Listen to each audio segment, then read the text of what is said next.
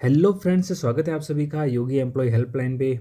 आज हम इस वीडियो में बात करने वाले हैं रिजर्वेशन को लेकर कि राजस्थान में रिजर्वेशन कैसे काम करता है और इसमें जो वर्टिकल और हॉरिजॉन्टल रिजर्वेशन है वो किस प्रकार से दिया जाएगा। मैंने एक पीछे वीडियो बना रखा है, उसको आपको ज़रूर देखना चाहिए। वो डिटेल में उसके बारे में मैंने बताया है कि किस प्रकार से रिजर्वेशन दिया जाता है।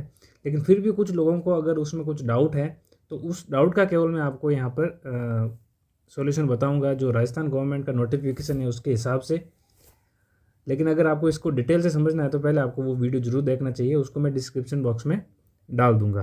तो चलिए फ्रेंड्स, वीडियो शुरू करते हैं।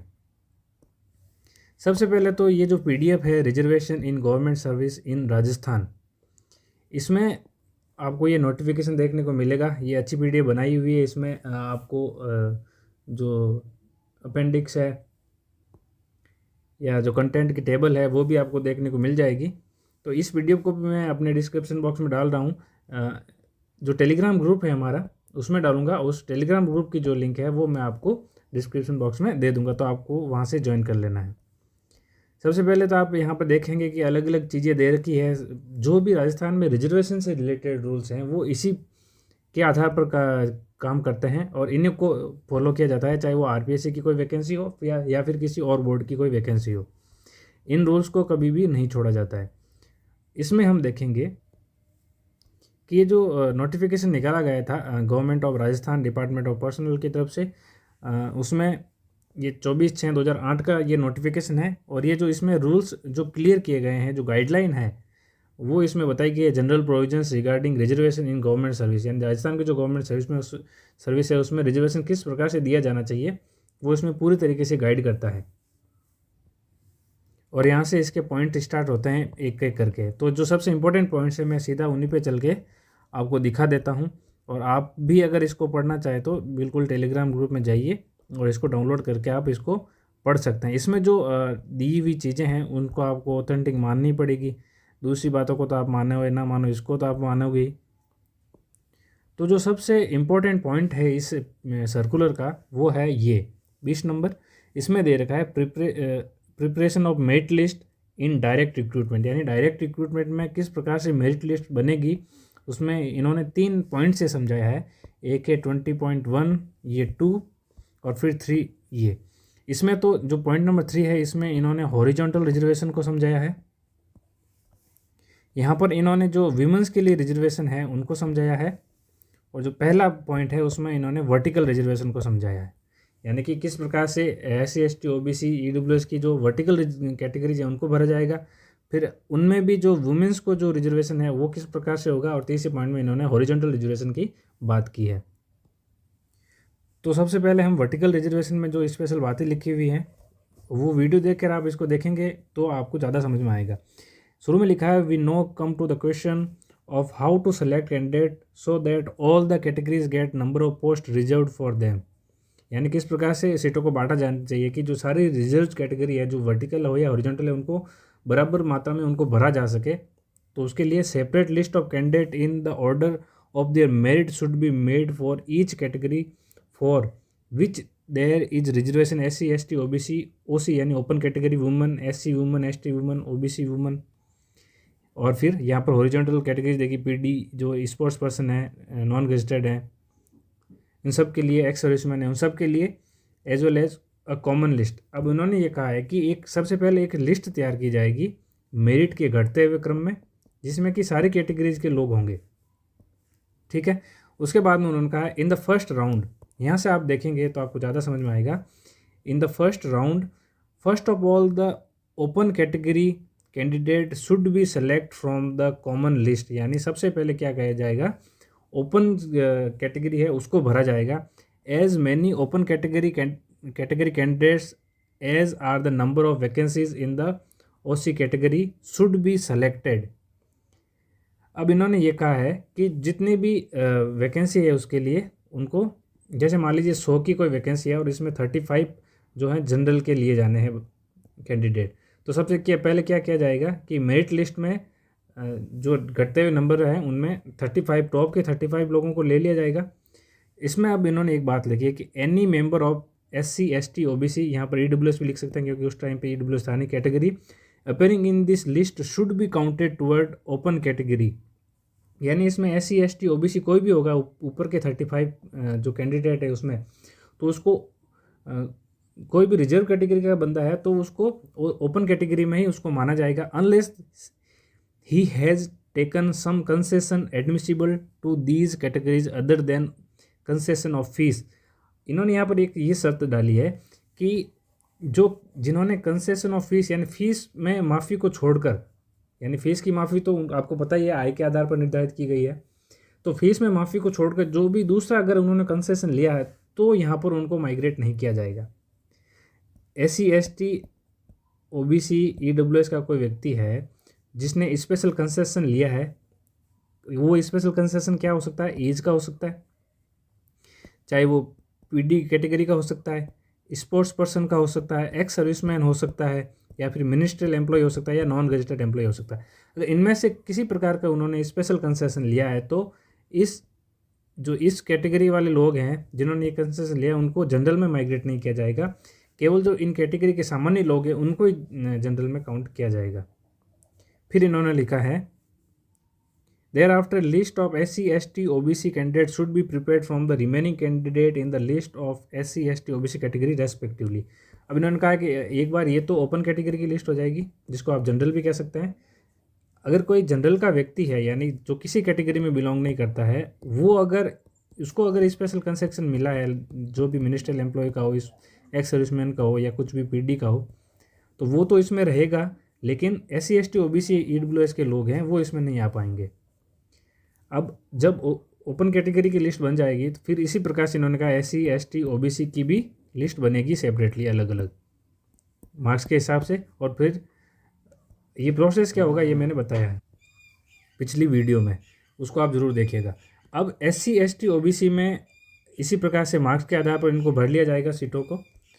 फिर क्या होगा, अब इन्होंने कहा कि फिर सेकेंड राउंड होगा, उसमें क्या देखना है, it should be ensure that women get adequate vacancies if the number of SC women is less than the number of vacancies reserved for them, the shortfall should be made up by selecting SC women from amongst the remaining SC women in the SC women list। अब ये कह रहे हैं कि एक बार ये चीज़ होने के बाद में ये देखना है कि अब जैसे मान लीजिए SC के 16 लोग लेने थे इनको, 100 में से 16 तो इन्होंने ले लिए यहाँ मेरिट में से, यहाँ पर मेल फीमेल इन्होंने देखा नहीं, SC होना चाहिए बस, उन्होंने यहाँ 16 ला दिए मार्क्स के आधार पर।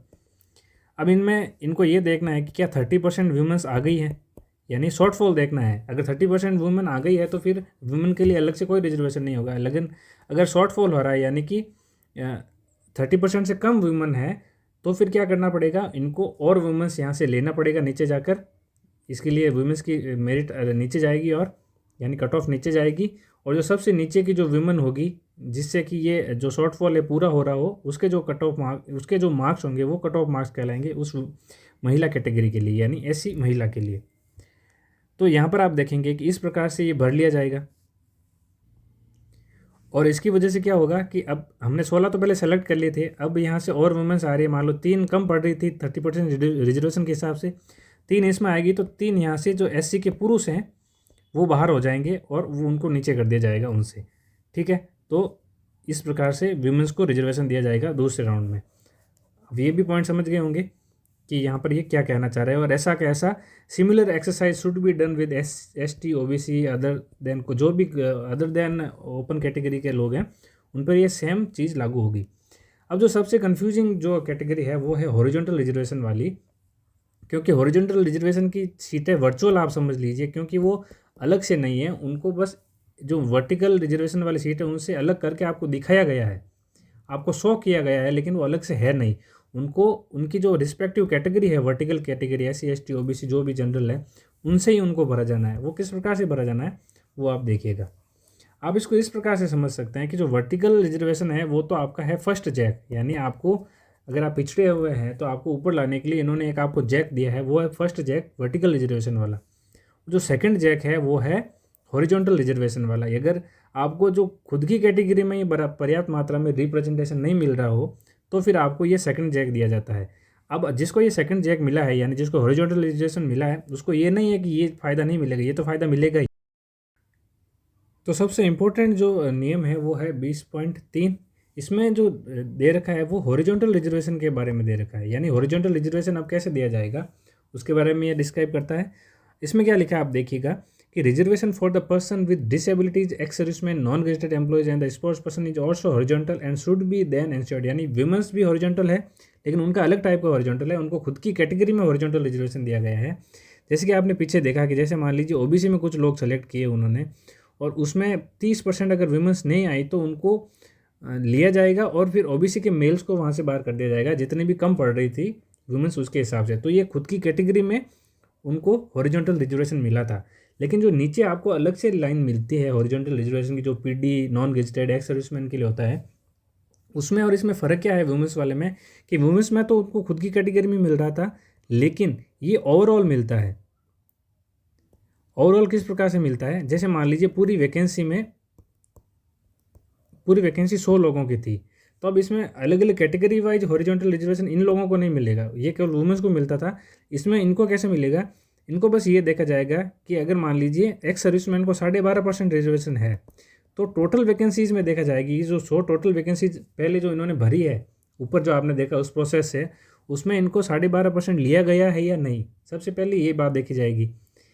कैटेगरी वाइज ना देख के ओवरऑल पे देखा जा रहा है। यहाँ पर मिनिस्ट्रियल एम्प्लॉयज को देखा जाएगा कि क्या वो 12.5% लिए गए हैं या नहीं, तो जो उनको हॉरिजॉन्टल रिजर्वेशन मिला है उसके हिसाब से ओवरऑल पे वो चेक करेंगे।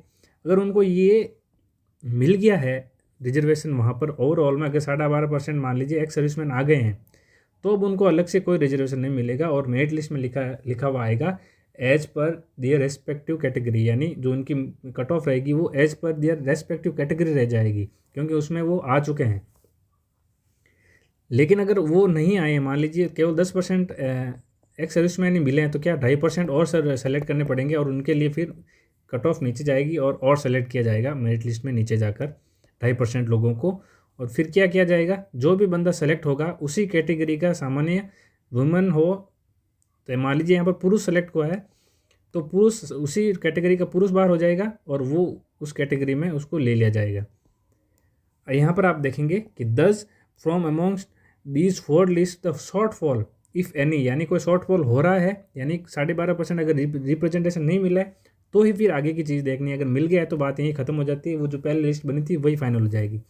अब नहीं मिला तो क्या करना है, if any of persons with disability, ex serviceman, non gazetted employees and sports person should be calculated in the third round, यानी थर्ड राउंड में फिर उनको कैलकुलेट किया जाएगा कि कितने कम पड़ रहे हैं। This short fall should be made up by selecting sufficient number of persons from the list of these categories, यानी कि अब जो है जो कम पड़ रहे हैं उनको सफिशिएंट नंबर में लिया जाएगा in order of merit so as to fulfil the shortfall for each person. So selected one person the least meritorious of the same category as the person selected should be removed from the list of that category, यानी कि जैसे मान लीजिए एक OBC की बात कर रहे हैं, ओबीसी में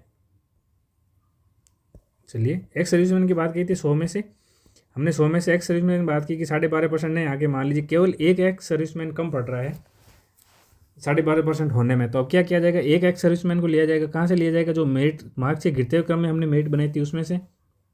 उन्होंने यहाँ पर देखा कि एक एक्स सर्विसमैन है, तो अब एक्स सर्विसमैन है तो अब देखा जाएगा कि ये जो एक्स सर्विसमैन है जो सबसे ऊपर है एक्स सर्विसमैन में बचे हुए में से, उसकी कैटेगरी क्या है। मान लीजिए वो ऐसी कैटेगरी से बिलोंग कर रहा है जो आपको मिला है एक्स सर्विसमैन जो ये कम पड़ रहा था वो, तो अब क्या होगा कि ये कैंडिडेट ऐसी कैटेगरी में ही जाएगा। अब ये जो दूसरी कैटेगरी की सीट नहीं खा सकता है, अब ये खुद की कैटेगरी में जाएगा, एससी में जाएगा ये, और एससी में से अगर ये पुरुष है तो एससी में से एक लिस्ट मेरिटोरियस, यहाँ पर आपने देखा होगा जो सबसे कम नंबर वाला एससी कैंडिडेट था उसको बाहर करके वहाँ पर इसको सेट कर दिया जाएगा। तो इस प्रकार आप देखेंगे कि उसकी जो वर्टिकल कैटेगरी है वो भी प्रभावित नहीं हो रही है, ना ही पुरुष और महिला वाली कैटेगरी प्रभावित हो रही है, वो सेम रह रही है और इसको रिजर्वेशन भी मिल जा रहा है। बस जो नुकसान हो रहा है उस कैटेगरी में जो लिस्ट मेरिटोरियस था, सबसे कम नंबर वाला था, उसको बाहर होना पड़ेगा और उसको वहाँ पर सेट कर दिया जाएगा। मान लीजिए यही अगर महिला होती जो कि एक्स कैटेगरी में जो ये कम पड़ रहा है उसको सेलेक्ट करने के लिए सबसे ऊपर मिल रही है, इस महिला को अगर आप देखेंगे सेट करना हो अगर इस खुद की कैटेगरी में, तो क्या किया जाएगा, उसको ऐसी कैटेगरी में ले जाया जाएगा और जो लिस्ट मेरिटोरियस महिला थी एससी की उसको बाहर करके उस महिला की जगह एससी वाली एक्स सर्विसमैन वाली महिला को सेट कर दिया जाएगा। तो इस प्रकार से क्या होगा, महिला का रिजर्वेशन भी प्रभावित नहीं हो रहा है और इसको जो हॉरिजॉन्टल रिजर्वेशन है वो भी मिल पा रहा है। तो ये जो सिस्टम है वो चलता है। यहाँ से फिर लिस्ट मेरिटोरियस को रिमूव कर दिया जाएगा और आगे क्या लिखा है, if there is no shortfall, ये सबसे इंपॉर्टेंट लाइन है, आपको ये देखनी पड़ेगी। If there is no shortfall, अगर कोई कम नहीं है यानी पूरे 12.5% उनको रिजर्वेशन मिल गया है ओवरऑल को मिलाकर, in any case of this categories which person with disability ex serviceman gazetted sports person there is no need to make any extra selection, यानी कि अगर उनको सफिशिएंट मात्रा में मिल गया है, कोई शॉर्टफॉल नहीं है, जितना उनको रिजर्वेशन है उतने कैंडिडेट मिल गए हैं, तो फिर कोई एक्स्ट्रा सिलेक्शन करने की ज़रूरत नहीं है। सीधा सा उसमें वो मेरिट में डाल देंगे, कट ऑफ में डाल देंगे कि सेलेक्टेड एज पर दियर रेस्पेक्टिव कैटेगरी, यानी कि अब जो 100 लोग थे ना उनमें वो सेलेक्ट हो रखे हैं 12.5%। अब वो कहीं से भी हो सकते हैं, मान लीजिए एससी में है, एसटी में है, उससे कोई फ़र्क नहीं पड़ने वाला है, बस वो 12.5% होने चाहिए। अगर नहीं है तो फिर नीचे जाके देखा जाएगा मेरिट में, और ओबीसी का मिला तो फिर एक ओबीसी का बंदा बाहर हो जाएगा और उसको वहाँ पर डाल दिया जाएगा। एससी का मिल गया तो एससी में ले जाएंगे और एससी का नॉर्मल बंदा वो है बाहर हो जाएगा। इस प्रकार से ये चीज़ें चलती हैं। आई होप कि आप कुछ क्लियर हुआ होगा आपको, और मैं आपको कुछ एग्जांपल भी बता देता हूँ कि इस प्रकार का रिजल्ट कहाँ देखने को मिला है, जब हॉरिजॉन्टल रिजर्वेशन की जो सीटें हैं वो पहले ही फुलफिल हो गई थी। तो यहाँ पर आप देख पाएंगे कि जयपुर विद्युत वितरण निगम का कोई वैकेंसी आई है।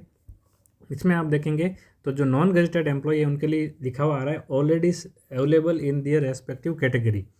तो अगर वो वहाँ पर पर्याप्त मात्रा में मिल गए हैं तो फिर अब उनको अलग से लेने की उन्होंने ज़रूरत महसूस नहीं की, और ना ही उनको अलग से कोई रिजर्वेशन मिला अगर वो कैंडिडेट मिल जा रहे हैं वहीं पे। यहाँ पर आप देखेंगे एक और रिजल्ट है जिसमें स्पोर्ट्समैन के लिए और जो नॉन गजेटेड एम्प्लॉय उन दोनों के लिए लिखा हुआ आ रहा है already available in respective category. यहाँ पर भी आप देख सकते हैं। उसके अलावा देखिए ये एक और रिजल्ट है, उसमें भी सेम आपको देखने को मिलेगा अवेलेबल दिए already available in respective category की। ये किसके लिए लिखा रहा है, दिव्यांगजनों के लिखा रहा है। दिव्यांगजनों के लिए भी ऐसा हो सकता है अगर वो पर्याप्त मात्रा में सेलेक्ट हो रहे हैं। फिर यहाँ पर देखिए एक्स सर्विसमैन के लिए लिखा हुआ आ रहा है already selected in relevant category. तो अलग अलग वैकेंसीज में ऐसी चीज़ें पहले भी हुई हैं जब हॉरिजॉन्टल रिजर्वेशन का लाभ नहीं मिल पाया, अगर उस कैटेगरी में कंपटीशन अधिक है। तो अगर कंपटीशन कम है तो ज़रूर उनको फ़ायदा मिलता है, क्योंकि उतने सेलेक्ट हो नहीं पाते हैं वर्टिकल कैटेगरीज में, तो फिर अलग से उनको और सेलेक्ट करना पड़ता है। लेकिन अगर वो मिल जा रहे हैं बराबर मात्रा में जितना कि उनको प्रोटेक्शन मिला है मिनिमम, तो फिर अलग से कोई कट ऑफ उनकी जाती नहीं है। तो आई होप कि आपको वीडियो पसंद आया होगा। नेक्स्ट वीडियो में हम बात करेंगे कि बैकलॉग की सीटें वो कैरी फॉरवर्ड किस प्रकार से की जाती है। अगर जैसे मान लीजिए विमेन पर्याप्त मात्रा में नहीं मिली तो उसका लाभ किसको मिलने वाला है, क्या वो सीटें वैसे ही पड़ी रहेंगी या वो अगले साल में चली जाएंगी या फिर उनकी जगह मेल्स को ले लिया जाएगा। वो सारे सिनेरियोज जो बनते हैं उनको हम देखने का ट्राई करेंगे नेक्स्ट वीडियो में। तब तक के लिए अगर आप इस चैनल पर नए हैं तो जरूर चैनल को सब्सक्राइब कीजिए और वीडियो को लाइक करना ना भूलें। Thank you.